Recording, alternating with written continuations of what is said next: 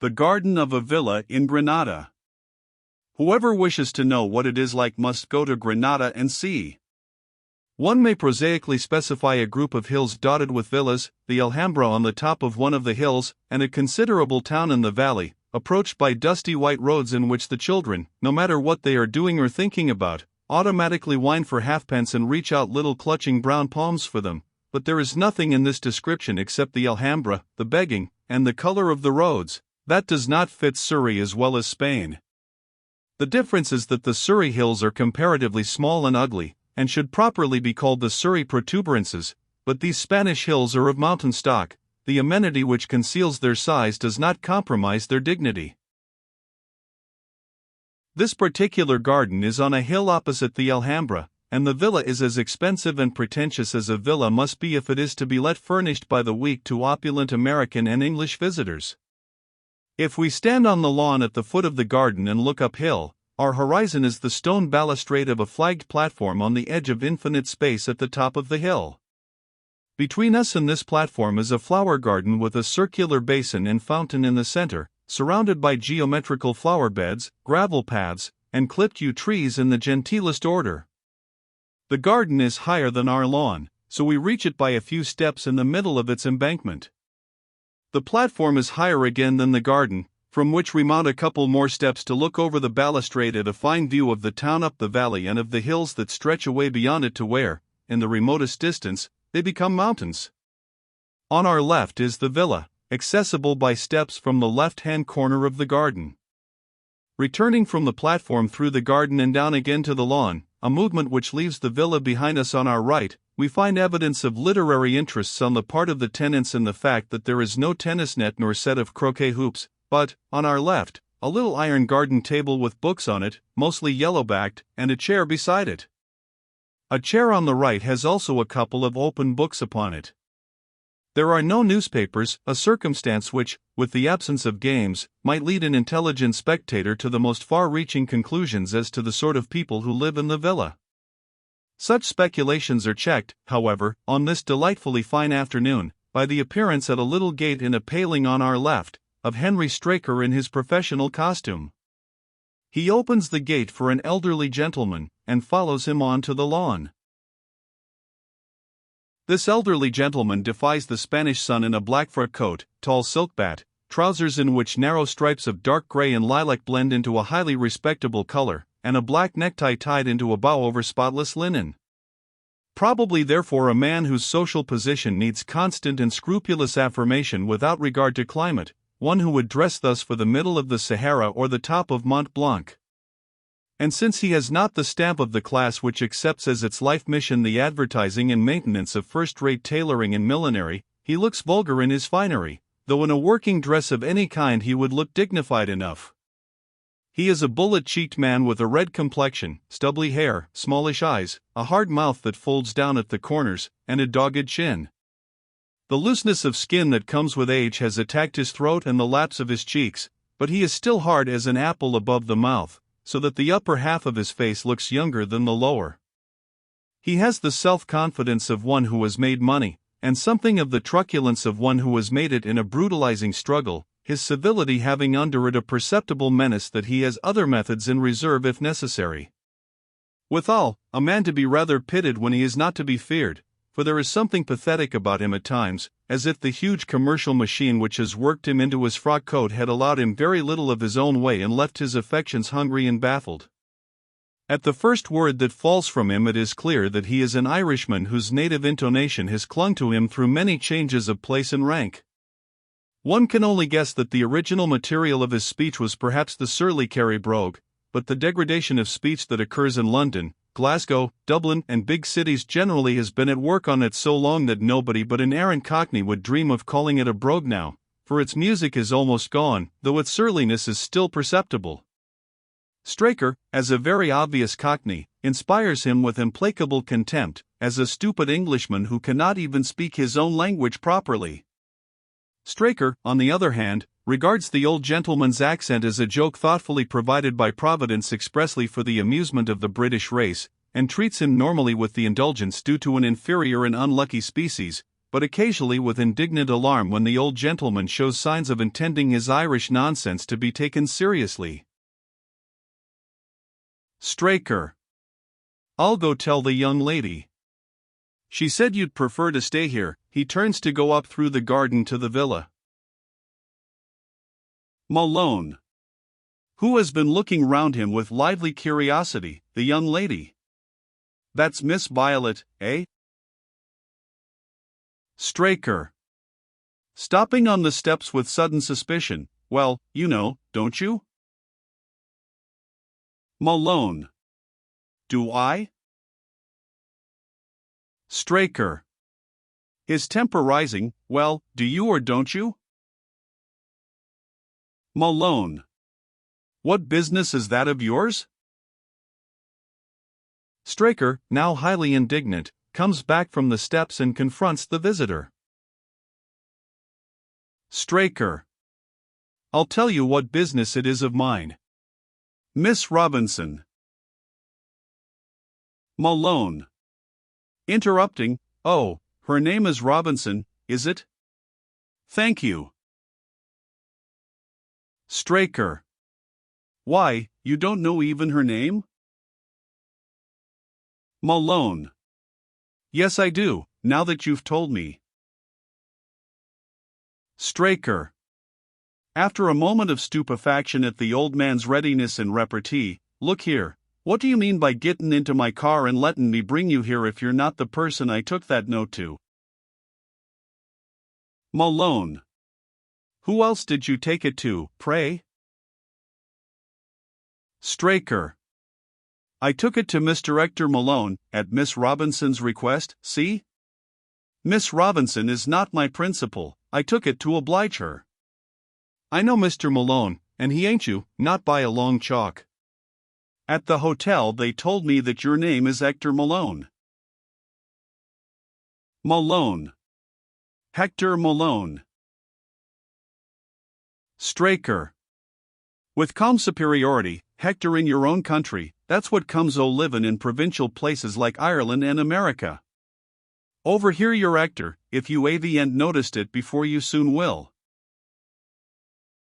The growing strain of the conversation is here relieved by Violet, who has sallied from the villa and through the garden to the steps, which she now descends, coming very opportunely between Malone and Straker.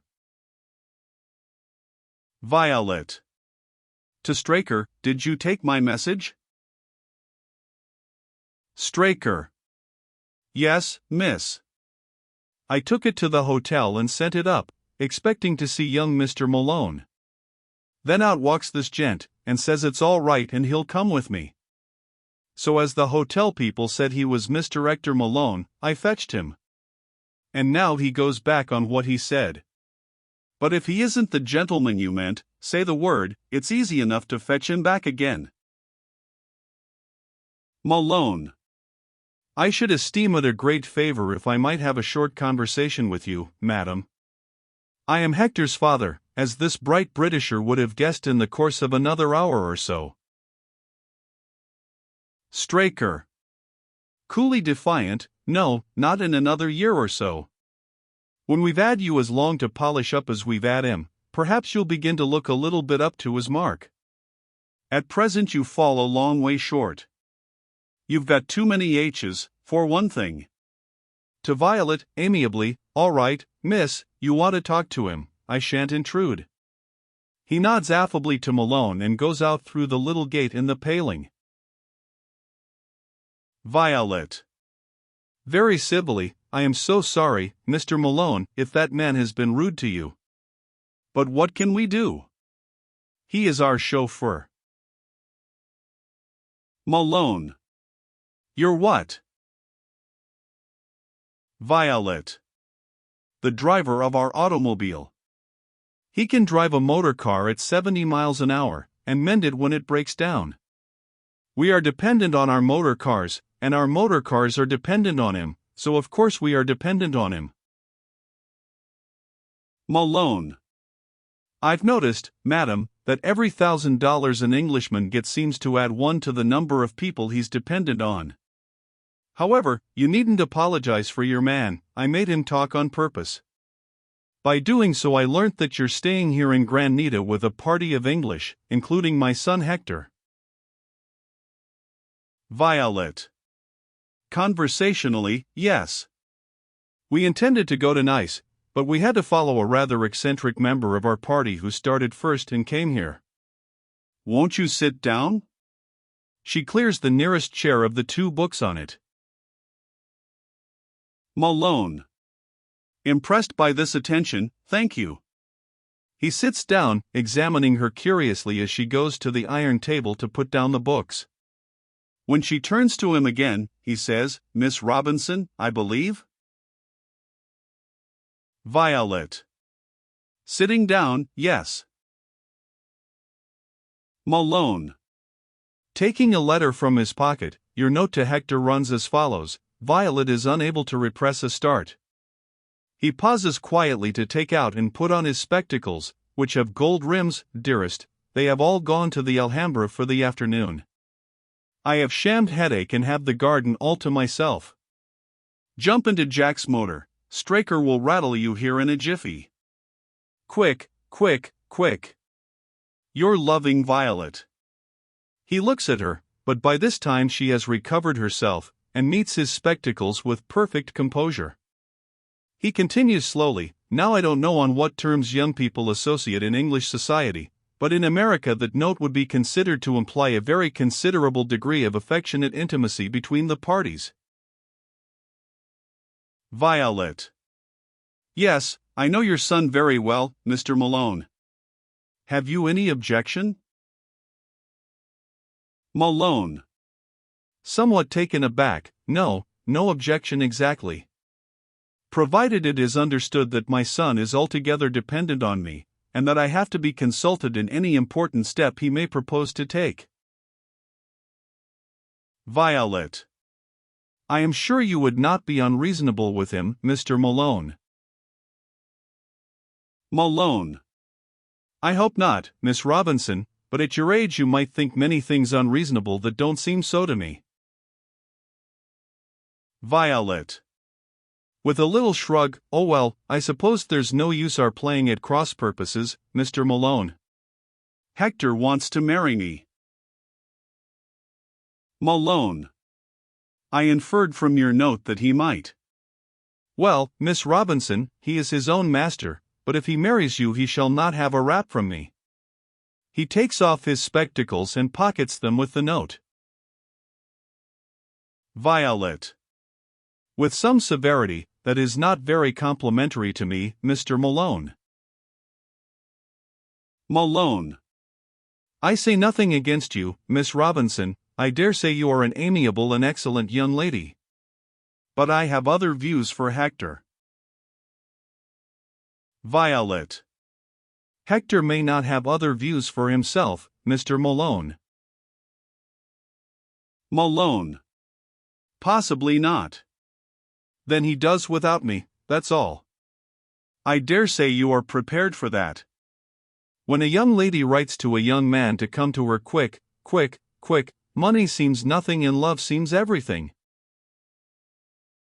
Violet. Sharply, I beg your pardon, Mr. Malone, I do not think anything so foolish. Hector must have money. Malone. Staggered, oh, very well, very well. No doubt he can work for it. Violet. What is the use of having money if you have to work for it? She rises impatiently. It's all nonsense, Mr. Malone, you must enable your son to keep up his position. It is his right. Malone. Grimly, I should not advise you to marry him on the strength of that right, Miss Robinson. Violet, who has almost lost her temper, controls herself with an effort, unclenches her fingers, and resumes her seat with studied tranquility and reasonableness. Violet. What objection have you to me, pray? My social position is as good as Hector's, to say the least. He admits it. Malone. Shrewdly, you tell him so from time to time, eh?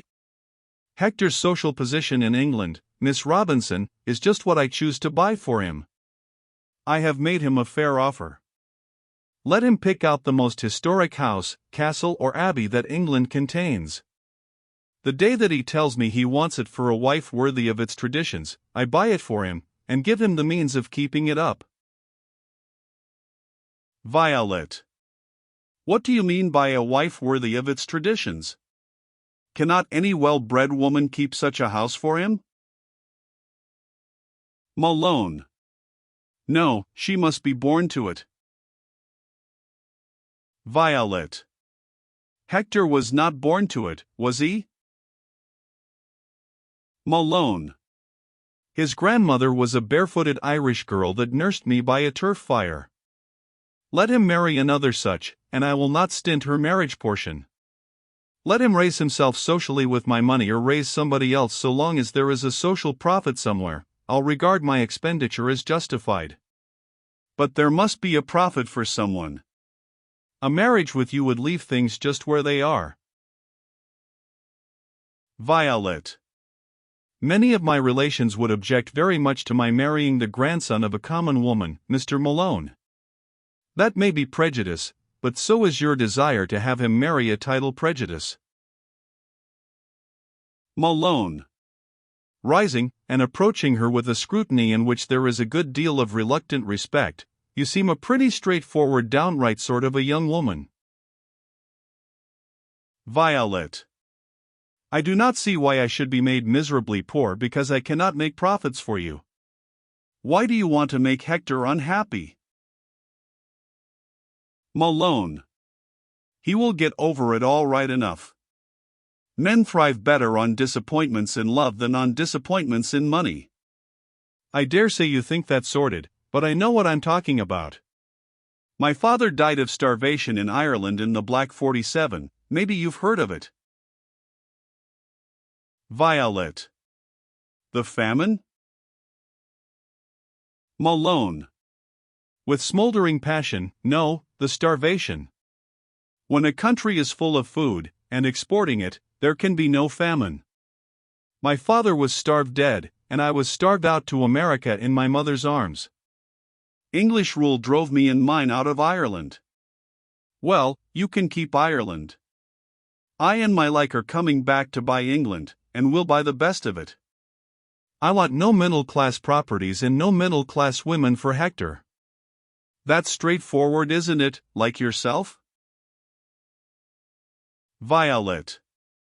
Icily pitying his sentimentality, really, Mr. Malone, I am astonished to hear a man of your age and good sense talking in that romantic way. Do you suppose English noblemen will sell their places to you for the asking? Malone. I have the refusal of two of the oldest family mansions in England. One historic owner can't afford to keep all the rooms dusted, the other can't afford the death duties. What do you say now? Violet. Of course it is very scandalous, but surely you know that the government will sooner or later put a stop to all these socialistic attacks on property. Malone. Grinning, I think they'll be able to get that done before I buy the house, or rather the abbey? They're both abbeys. Violet. Putting that aside rather impatiently, oh, well, let us talk sense, Mr. Malone. You must feel that we haven't been talking sense so far. Malone. I can't say I do. I mean all I say. Violet. Then you don't know Hector as I do. He is romantic and fatty, he gets it from you, I fancy, and he wants a certain sort of wife to take care of him. Not a fatty sort of person, you know. Malone. Somebody like you, perhaps? Violet. Quietly, well, yes. But you cannot very well ask me to undertake this with absolutely no means of keeping up his position. Malone. Alarmed, stop a bit, stop a bit. Where are we getting to? I'm not aware that I'm asking you to undertake anything. Violet. Of course, Mr. Malone, you can make it very difficult for me to speak to you if you choose to misunderstand me. Malone. Half bewildered, I don't wish to take any unfair advantage, but we seem to have got off the straight track somehow. Straker, with the air of a man who has been making haste, opens the little gate and admits Hector, who, snorting with indignation, comes upon the lawn, and is making for his father when Violet, greatly dismayed, springs up and intercepts him. Straker do or not wait, at least he does not remain visibly within earshot. Violet. Oh, how unlucky. Now please, Hector, say nothing. Go away until I have finished speaking to your father. Hector. Inexorably, no, Violet, I mean to have this thing out, right away. He puts her aside, passes her by, and faces his father, whose cheeks darken as his Irish blood begins to simmer. Dad, you've not played this hand straight. Malone. What do I mean? Hector. You've opened a letter addressed to me. You've impersonated me and stolen a march on this lady. That's dishonorable. Malone.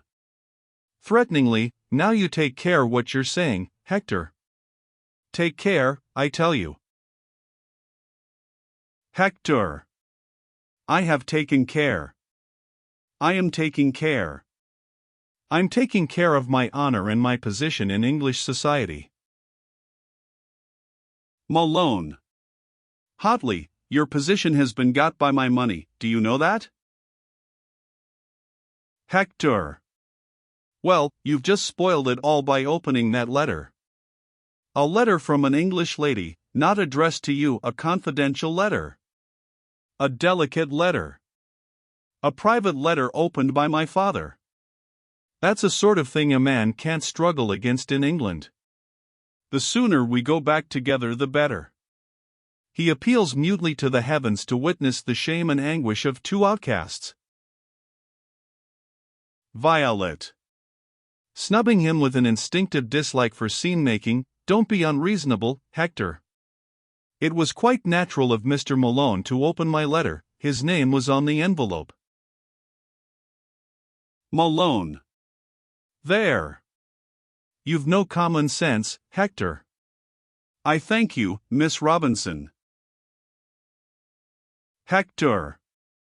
I thank you, too. It's very kind of you. My father knows no better. Malone. Furiously clenching his fists, Hector. Hector. With undaunted moral force, oh, it's no use hectoring me. A private letter's a private letter, Dad, you can't get over that. Malone, raising his voice, I won't be talked back to by you, do you hear? Violet. SSH. Please, please. Here they all come. Father and son, checked, glare mutely at one another as Tanner comes in through the little gate with Ramsden, followed by Octavius and Anne. Violet. Back already.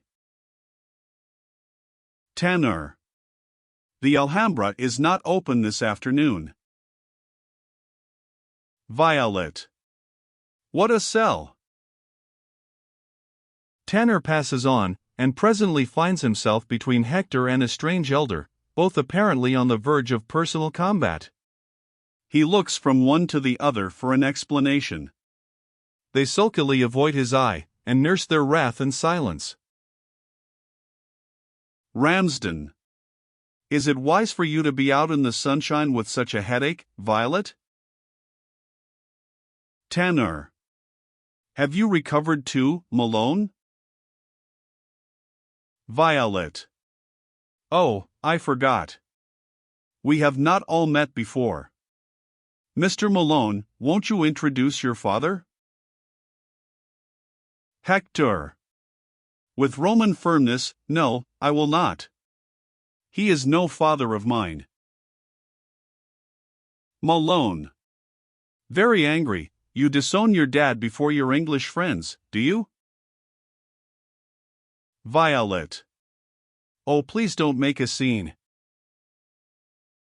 Anne and Octavius, lingering near the gate, exchange an astonished glance, and discreetly withdraw up the steps to the garden, where they can enjoy the disturbance without intruding.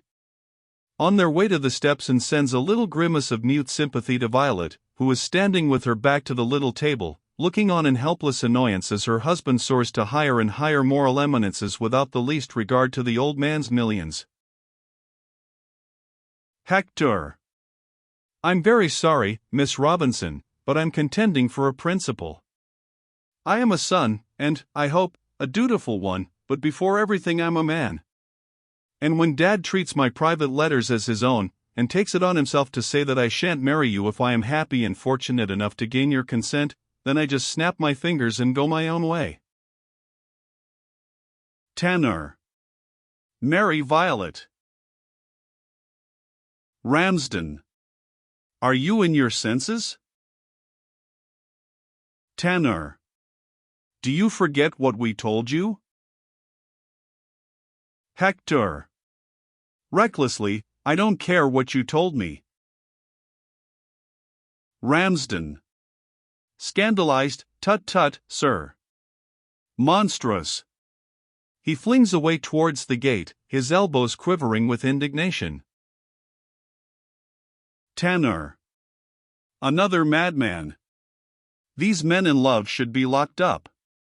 He gives Hector up as hopeless, and turns away towards the garden, but Malone, taking offense in a new direction, follows him and compels him, by the aggressive means of his tone, to stop. Malone. I don't understand this. Is Hector not good enough for this lady, pray? Tanner. My dear sir, the lady is married already. Hector knows it, and yet he persists in his infatuation. Take him home and lock him up. Malone. Bitterly, so this is the high-born social tone I've spoilt by my ignorant, uncultivated behavior. Makin' love to a married woman. He comes angrily between Hector and Violet, and almost bawls into Hector's left ear, You've picked up that habit of the British aristocracy, have you? Hector. That's all right. Don't you trouble yourself about that. I'll answer for the morality of what I'm doing. Tanner. Coming forward to Hector's right hand with flashing eyes, well said, Malone. You also see that mere marriage laws are not morality. I agree with you, but unfortunately Violet does not. Malone. I take leave to doubt that, sir. Turning on Violet, let me tell you, Mrs. Robinson, or whatever your right name is, you had no right to send that letter to my son when you were the wife of another man. Hector. Outraged, this is the last straw. Dad, you have insulted my wife. Malone. Your wife. Tanner. You the missing husband. Another moral impostor. He smites his brow, and collapses into Malone's chair. Malone. You've married without my consent. Ramsden. You have deliberately humbugged us, sir. Hector. Here, I have had just about enough of being badgered. Violet and I are married, that's the long and the short of it. Now what have you got to say, any of you? Malone. I know what I've got to say. She's married a beggar. Hector. No, she's married a worker. His American pronunciation imparts an overwhelming intensity to this simple and unpopular word. I start to earn my own living this very afternoon. Malone. Sneering angrily, yes, you're very plucky now, because you got your remittance from me yesterday or this morning, I reckon. Wait till it's spent. You won't be so full of cheek then. Hector. Producing a letter from his pocketbook, here it is, thrusting it on his father. Now you just take your remittance and yourself out of my life. I'm done with remittances, and I'm done with you. I don't sell the privilege of insulting my wife for $1,000. Malone. Deeply wounded and full of concern, Hector, you don't know what poverty is. Hector. Fervidly, well, I want to know what it is. I want be a man, Violet, you come along with me, to your own home, I'll see you through. Octavius. Jumping down from the garden to the lawn and running to Hector's left hand, I hope you'll shake hands with me before you go, Hector. I admire and respect you more than I can say. He is affected almost to tears as they shake hands. Violet. Also almost in tears, but of vexation, oh don't be an idiot, Tavy. Hector's about as fit to become a workman as you are. Tanner. Rising from his chair on the other right of Hector, never fear, there's no question of his becoming a navvy, Mrs. Malone. To Hector, there's really no difficulty about capital to start with. Treat me as a friend, draw on me. Octavius. Impulsively, or on me. Malone. With fierce jealousy, who wants your dirty money? Who should he draw on but his own father? Tanner and Octavius recoil, Octavius rather hurt, Tanner consoled by the solution of the money difficulty. Violet looks up hopefully. Hector, don't be rash, my boy. I'm sorry for what I said, I never meant to insult Violet, I take it all back. She's just the wife you want, there. Hector. Patting him on the shoulder, well, that's all right, Dad. Say no more, we're friends again. Only, I take no money from anybody. Malone. Pleading abjectly, don't be hard on me, Hector. I'd rather you quarreled and took the money than made friends and starved. You don't know what the world is, I do. Hector. No, no, and no. That's fixed, that's not going to change. He passes his father inexorably by, and goes to Violet. Come, Mrs. Malone, you've got to move to the hotel with me, and take your proper place before the world. Violet. But I must go in, dear, and tell Davis to pack. Won't you go on and make them give you a room overlooking the garden for me? I'll join you in half an hour. Hector. Very well. You'll dine with us, Dad, won't you? Malone. Eager to conciliate him, yes, yes. Hector. See you all later. He waves his hand to Anne, who has now been joined by Tanner, Octavius, and Ramsden in the garden, and goes out through the little gate, leaving his father and Violet together on the lawn. Malone. You'll try to bring him to his senses, Violet, I know you will. Violet. I had no idea he could be so headstrong. If he goes on like that, what can I do? Malone. Don't be discouraged, domestic pressure may be slow, but it's sure. You'll wear him down. Promise me you will. Violet. I will do my best. Of course I think it's the greatest nonsense deliberately making us poor like that. Malone. Of course it is. Violet. After a moment's reflection, you had better give me the remittance. He will want it for his hotel bill. I'll see whether I can induce him to accept it. Not now, of course, but presently. Malone. Eagerly, yes, yes, yes, that's just the thing. He hands her the $1,000 bill, and adds cunningly, you understand that this is only a bachelor allowance. Violet. Coolly, oh, quite. She takes it. Thank you. By the way, Mr. Malone, those two houses you mentioned, the Abbeys. Malone. Yes? Violet. Don't take one of them until I've seen it. One never knows what may be wrong with these places. Malone. I won't. I'll do nothing without consulting you, never fear. Violet. Politely, but without a ray of gratitude, thanks, that will be much the best way. She goes calmly back to the villa, escorted obsequiously by Malone to the upper end of the garden. Tanner. Drawing Ramsden's attention to Malone's cringing attitude as he takes leave of Violet, and that poor devil is a billionaire. One of the master spirits of the age. Led on a string like a pug dog by the first girl who takes the trouble to despise him. I wonder will it ever come to that with me? He comes down to the lawn. Ramsden. Following him, the sooner the better for you. Malone. Clapping his hands as he returns through the garden, that'll be a grand woman for Hector. I wouldn't exchange her for 10 duchesses. He descends to the lawn and comes between Tanner and Ramsden. Ramsden.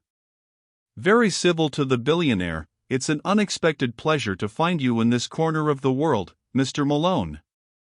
Have you come to buy up the Alhambra? Malone. Well, I don't say I mightn't. I think I could do better with it than the Spanish government. But that's not what I came about. To tell you the truth, about a month ago I overheard a deal between two men over a bundle of shares.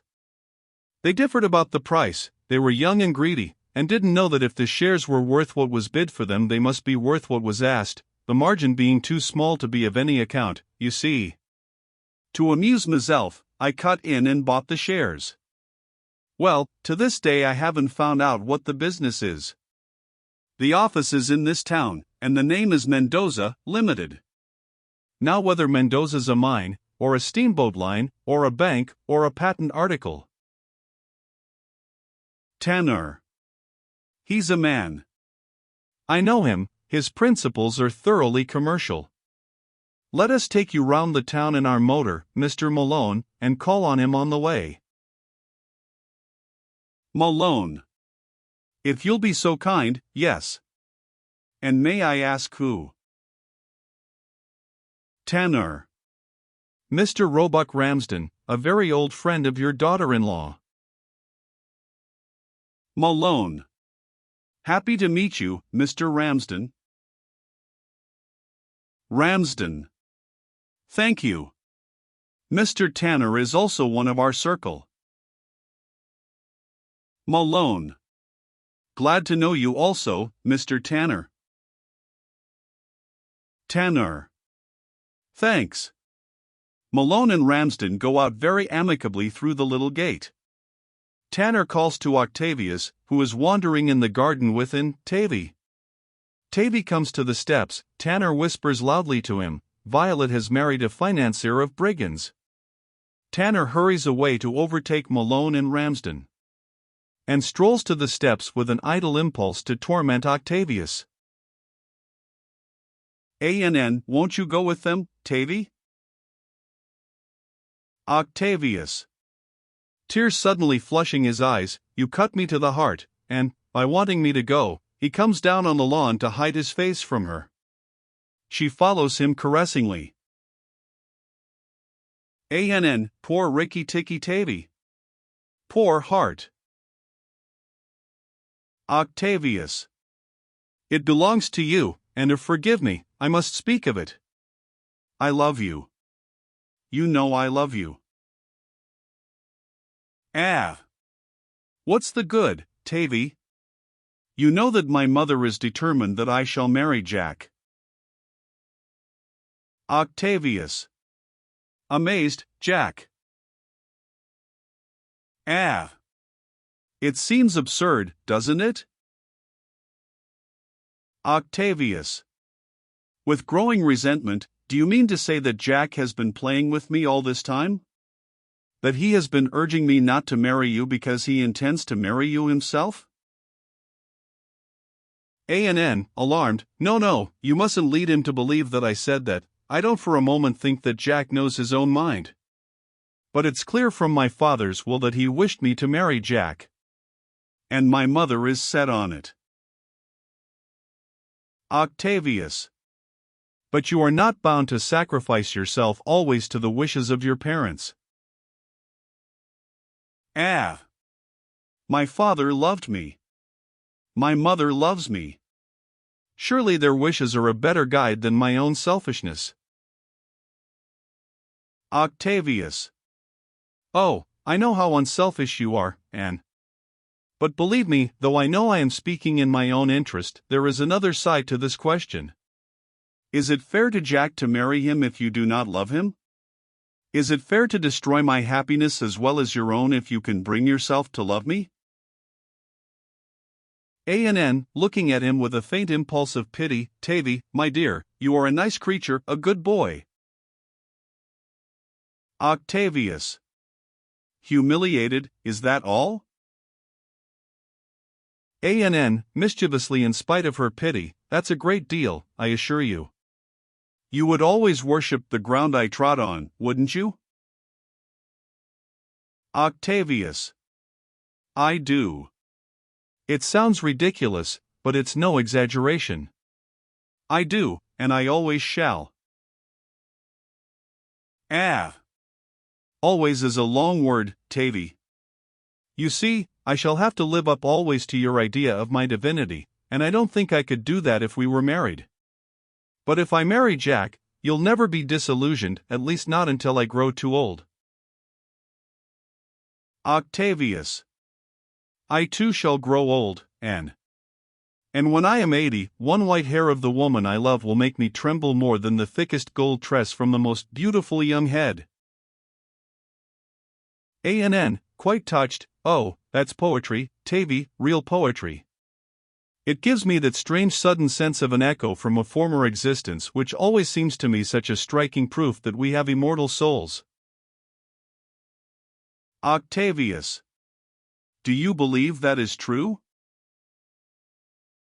ANN, Tavy, if it is to become true you must lose me as well as love me. Octavius. Oh. He hastily sits down at the little table and covers his face with his hands. ANN, with conviction, Tavy, I wouldn't for worlds destroy your illusions. I can neither take you nor let you go. I can see exactly what will suit you.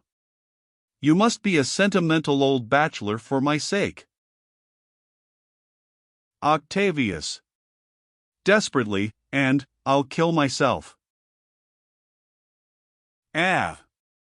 Oh no you won't, that wouldn't be kind. You won't have a bad time. You will be very nice to women, and you will go a good deal to the opera. A broken heart is a very pleasant complaint for a man in London if he has a comfortable income. Octavius. Considerably cooled, but believing that he is only recovering his self-control, I know you mean to be kind, and Jack has persuaded you that cynicism is a good tonic for me. He rises with quiet dignity. ANN, studying him slyly, you see, I'm disillusionizing you already. That's what I dread. Octavius. You do not dread disillusionizing Jack. ANN, her face lighting up with mischievous ecstasy, whispering, I can't, he has no illusions about me. I shall surprise Jack the other way. Getting over an unfavorable impression is ever so much easier than living up to an ideal. Oh, I shall enrapture Jack sometimes. Octavius. Resuming the calm phase of despair, and beginning to enjoy his broken heart and delicate attitude without knowing it, I don't doubt that. You will enrapture him always. And he, the fool, thinks you would make him wretched. Ah. Yes, that's the difficulty, so far. Octavius. Heroically, shall I tell him that you love him? ANN, quickly, oh no, he'd run away again. Octavius. Shocked, and, would you marry an unwilling man? Ah. What a queer creature you are, Tavy. There's no such thing as a willing man when you really go for him. She laughs naughtily. I'm shocking you, I suppose. But you know you are really getting a sort of satisfaction already in being out of danger yourself. Octavius, startled, satisfaction. Reproachfully, you say that to me. Ah. Well, if it were really agony, would you ask for more of it? Octavius. Have I asked for more of it? Ah. You have offered to tell Jack that I love him. That's self-sacrifice, I suppose, but there must be some satisfaction in it. Perhaps it's because you're a poet. You are like the bird that presses its breast against the sharp thorn to make itself sing. Octavius. It's quite simple. I love you, and I want you to be happy. You don't love me, so I can't make you happy myself, but I can help another man to do it. Ah. Yes, it seems quite simple. But I doubt if we ever know why we do things. The only really simple thing is to go straight for what you want and grab it. I suppose I don't love you, Tavy, but sometimes I feel as if I should like to make a man of you somehow. You are very foolish about women. Octavius. Almost coldly, I am content to be what I am in that respect. Ah. Then you must keep away from them, and only dream about them. I wouldn't marry you for worlds, Tavy. Octavius. I have no hope, and I accept my ill luck. But I don't think you quite know how much it hurts. Ah. You are so soft-hearted. It's queer that you should be so different from Violet. Violet's as hard as nails. Octavius. Oh no. I am sure Violet is thoroughly womanly at heart. ANN, with some impatience, why do you say that? Is it unwomanly to be thoughtful and businesslike and sensible? Do you want Violet to be an idiot or something worse, like me? Octavius.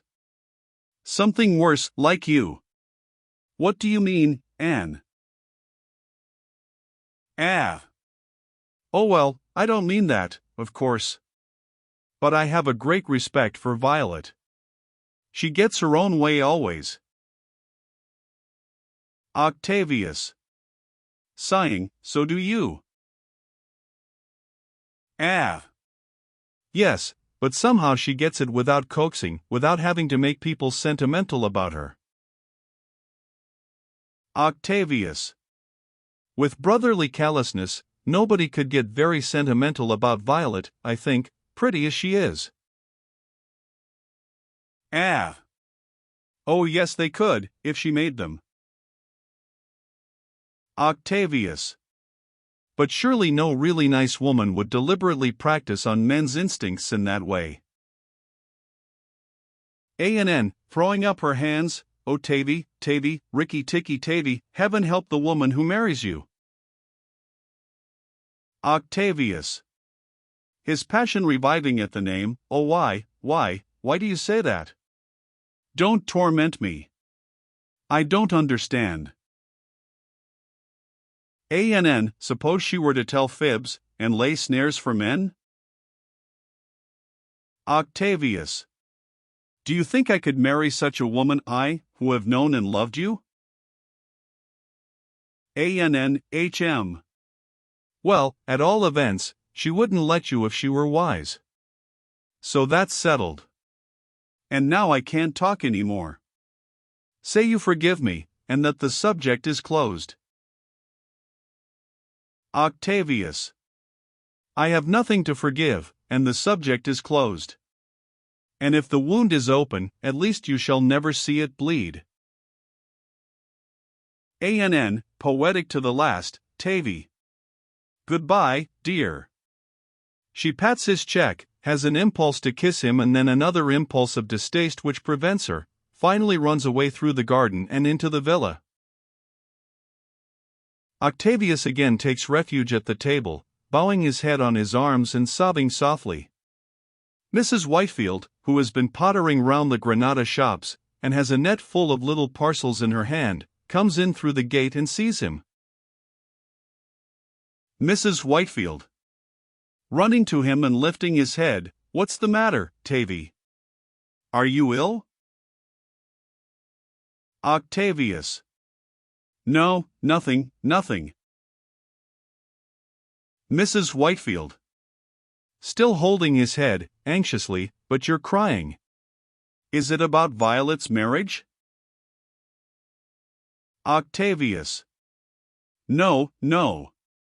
Who told you about Violet? Mrs. Whitefield. Restoring the head to its owner, I met Roebuck and that awful old Irishman. Are you sure you're not ill? What's the matter? Octavius. Affectionately, it's nothing, only a man's broken heart. Doesn't that sound ridiculous? Mrs. Whitefield. But what is it all about? Hasn't been doing anything to you? Octavius. It's not Anne's fault. And don't think for a moment that I blame you. Mrs. Whitefield. Startled, for what? Octavius. Pressing her hand consolingly, for nothing. I said I didn't blame you. Mrs. Whitefield. But I haven't done anything. What's the matter? Octavius. Smiling sadly, can't you guess? I dare say you are right to prefer Jack to me as a husband for Anne, but I love Anne, and it hurts rather. He rises and moves away from her towards the middle of the lawn. Mrs. Whitefield. Following him hastily, doesn't say that I want her to marry Jack? Octavius. Yes, she has told me. Mrs. Whitefield. Thoughtfully, then I'm very sorry for you, Tavy. It's only her way of saying she wants to marry Jack. Little she cares what I say or what I want. Octavius. But she would not say it unless she believed it. Surely you don't suspect Anne of deceit. Mrs. Whitefield. Well, never mind, Tavy. I don't know which is best for a young man, to know too little, like you, or too much, like Jack. Tanner returns. Tanner. Well, I've disposed of old Malone. I've introduced him to Mendoza, Limited, and left the two brigands together to talk it out. Hello, Tavy. Anything wrong? Octavius. I must go wash my face, I see. To Mrs. Whitefield, tell him what you wish. To Tanner, you may take it from me, Jack, that and approves of it. Tanner. Puzzled by his manner, approves of what? Octavius. Of what Mrs. Whitefield wishes. He goes his way with sad dignity to the villa. Tanner. To Mrs. Whitefield, this is very mysterious. What is it you wish? It shall be done, whatever it is. Mrs. Whitefield. With sniveling gratitude, thank you, Jack. She sits down. Tanner brings the other chair from the table and sits close to her with his elbows on his knees, giving her his whole attention. I don't know why it is that other people's children are so nice to me, and that my own have so little consideration for me. It's no wonder I don't seem able to care for Anne and Rhoda as I do for you and Tavy and Violet. It's a very queer world. It used to be so straightforward and simple, and now nobody seems to think and feel as they ought.